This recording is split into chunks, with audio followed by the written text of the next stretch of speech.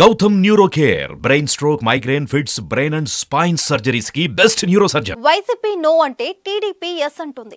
ఎన్నికలకు ముందు అధికార పార్టీకి వరుస షాకులు తగులుతున్నాయి. టికెట్ పై క్లారిటీ రాని నేతలందర్నీ తెలుగుదేశం రారమ్మంటుంది.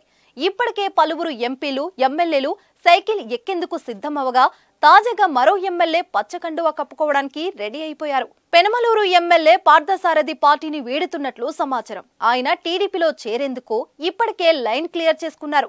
పార్థసారథిని పార్టీ మారకుండా ఉండేందుకు వైసీపీ చేసిన బుజ్జగింపలు ఫలించలేదు. అన్ని అనుకున్నట్లు జరిగితే ఈ నెల 18న గుడివాడలో చంద్రబాబు నిర్వహిస్తున్న రా కదలిరా బహిరంగ సభలో పార్థసారథి సైకిల్ ఎక్కనున్నారనే వార్తలు వినిపిస్తున్నాయి. సర్వేలు ఆధారంగా వైసీపీలో టికెట్స్ కేటాయిస్తున్నారు. ఇప్పటికే పనితీరు బాలేదని సర్వేలు తేలడంతో పలువురు ఎమ్మెల్యేలు, ఎంపీలకు సీఎం జగన్ టికెట్ నిరాకరించారు.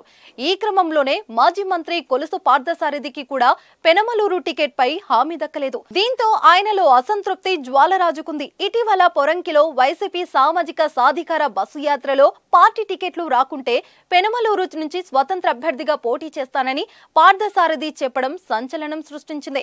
అయితే ఆయనను బుజ్జగించేందుకు వైసీపీ ప్రయత్నించినా వెనక్కు తగ్గడం లేదని తెలుస్తోంది. యాదవ సామాజిక వర్గానికి చెందిన పార్థసారథి ప్రముఖ బీసీ నాయకుడు. మాజీ ముఖ్యమంత్రి కిరణ్ కుమార్ రెడ్డి మంత్రివర్గంలో మంత్రిగా కూడా పనిచేశారు.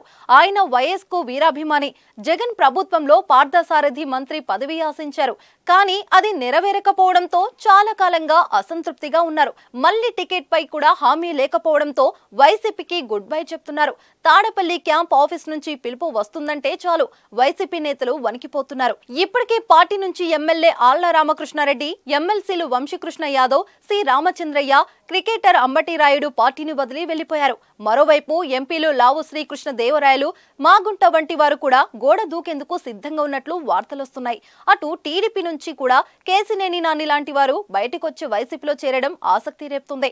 రానున్న రోజుల్లో మరెంతమంది నాయకులు పార్టీ మారుతారో చూడాలి.